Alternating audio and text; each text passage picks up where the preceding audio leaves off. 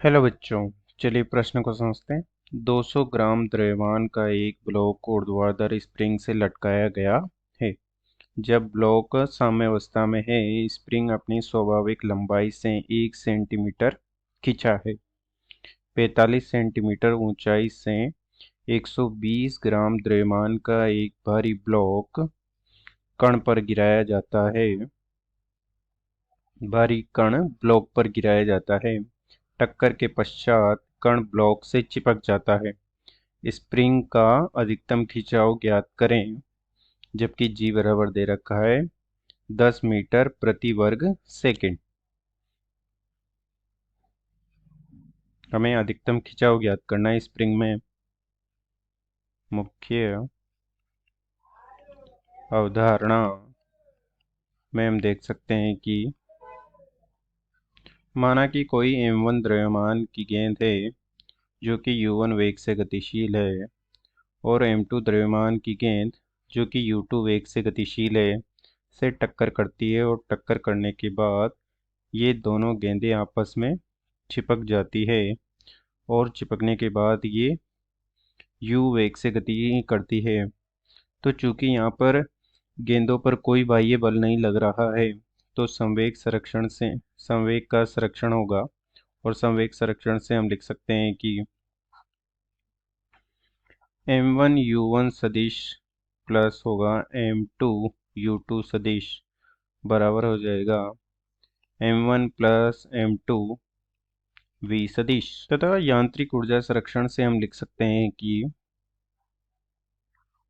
यांत्रिक ऊर्जा संरक्षण से हम लिख सकते हैं कि गतिज ऊर्जा में परिवर्तन बराबर होता है संरक्षी बलों द्वारा किया गया कार्य, जो कि हो जाएगा, माना कि यदि संरक्षी बल गुरुत्वीय बल है या स्प्रिंग का बल है, तो दोनों के द्वारा किया गया कार्य गतिज ऊर्जा में परिवर्तन के बराबर होता है।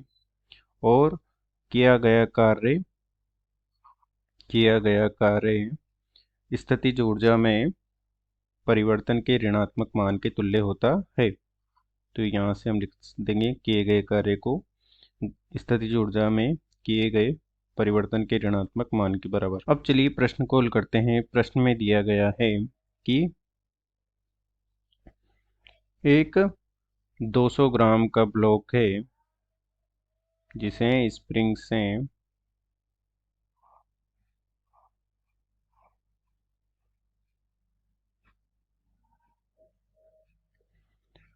इस प्रकार से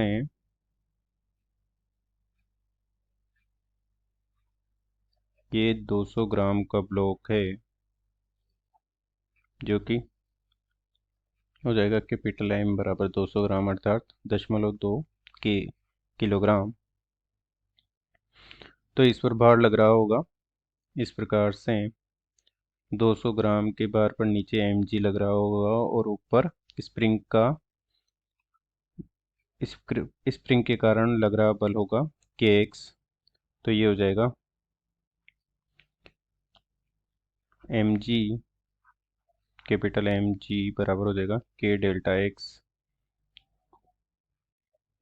k का मान हमें दिया गया है, k का मान हमें नहीं दिया गया है, g का मान हमें दिया गया है, जो कि 10 मीटर प्रति वर्ग सेकेंड। और जैसे ही 200 ग्राम का 200 ग्राम का बॉक्स लटकाया जाता है, तो उसमें 1 सेंटीमीटर का खिंचाव उत्पन्न होता है, जो कि हो जाएगा डेल्टा x बराबर 0.01 मीटर, यह हो जाएगा 1 सेंटीमीटर।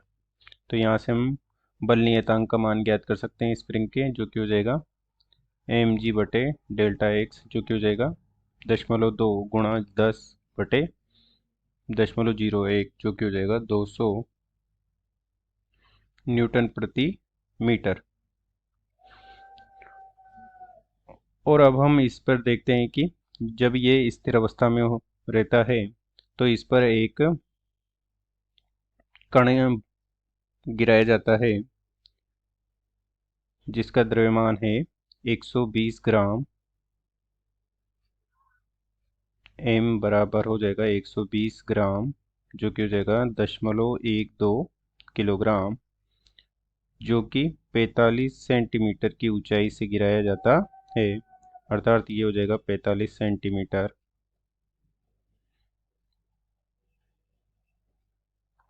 जो कि हो जाएगा 0.45 मीटर।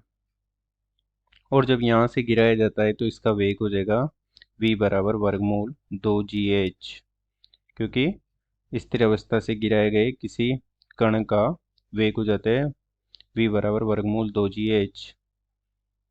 तो इसका मान हम निकाल लेंगे, जो कि हो जाएगा 2 × 10 × 0.045, और ये v बराबर हो जाएगा वर्गमूल 9 या 3 मीटर प्रति सेकंड।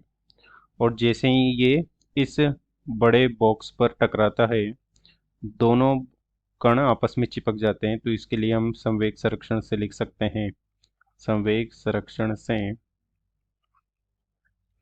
हम लिख सकते हैं कि ये हो जाएगा कैपिटल एम पहले स्थिर अवस्था में था, और उस पर स्मॉल एम जो कि कण है वो 3 मीटर प्रति सेकंड की रफ्तार से उसकी ओर गति करता है, और आपस में जुड़ जाते हैं दोनों कण, जो कि हो जाएगा m प्लस कैपिटल एम गुणा v। तो जुड़ने के बाद उनका वेग कितना हो जाता है, माना कि ये v डैश है, तो ये हो जाएगा v डैश बराबर, ये तो 0 हो गया, और ये हो जाएगा 0.32, सॉरी,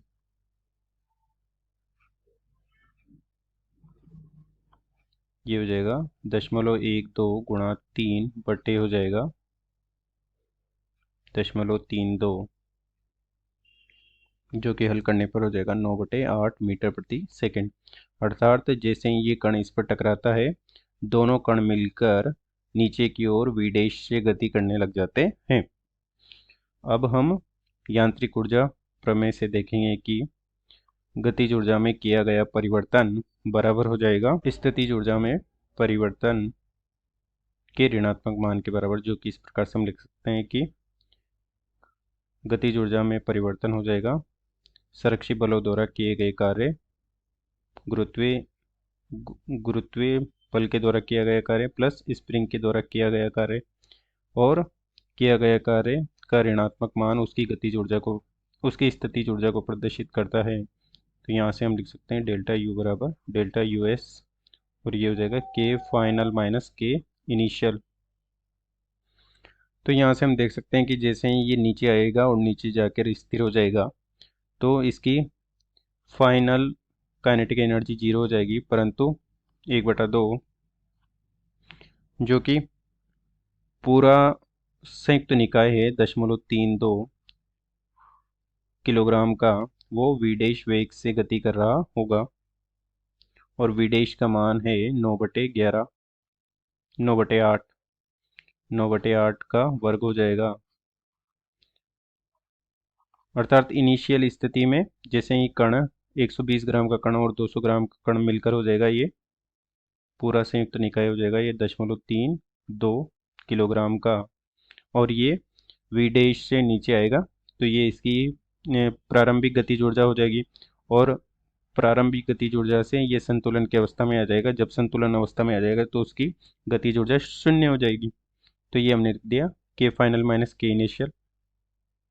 और अब हम लिखते हैं कि प्रारंभ में h ऊंचाई पर यह यहाँ था, और फाइनल h ऊंचाई पर यह यहाँ हो जाएगा, यह माना कि यह विस्तार डेल है। तो हम देख सकते हैं कि स्प्रिंग में विस्तार बढ़ जाएगा, तो ये धनात्मक डेल हो जाएगा। तो इसे हम लिख सकते हैं कि -mgh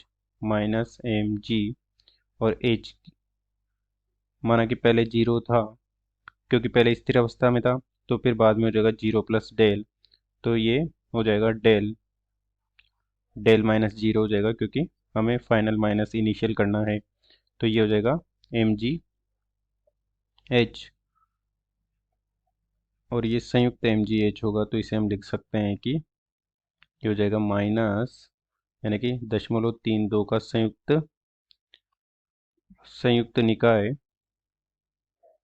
और G गुणा हो जाएगा डेल, डेल विस्तार से नीचे आ गया है, और माइनस हो जाएगा स्प्रिंग के कारण स्थितिज ऊर्जा में परिवर्तन, जो कि हो जाएगी 1/2, के का मान हो जाएगा 200 न्यूटन, प्लस हो जाएगा डेल प्लस 0.01, क्योंकि 0.01 का पहले से विस्तार था और उसमें डेल विस्तार और जुड़ जाएगा, तो ये हो जाएगा फाइनल, माइनस हो जाएगा इनिशियल विस्तार कितना था, जो कि हो जाएगा 1/2 के एक्स गुणा 0.01 का वर्ग। इसे हम लिख सकते हैं इस प्रकार से कि ये हमने लिखा 1/2 दशमलव सॉरी सूत्र के रूप में भी लिख सकते हैं हमें 1/2 small M, capital M plus small M गुणा जीरो वेग हो जाएगा उसका माइनस हो जाएगा 1/2 capital M plus small M गुणा वी डैश का स्क्वायर बराबर हो जाएगा minus capital M plus small M गुणा जी गुणा डेल, डेल विस्तार से नीचे आ गया है, और ये हो जाएगा माइनस 1/2 के डेल प्लस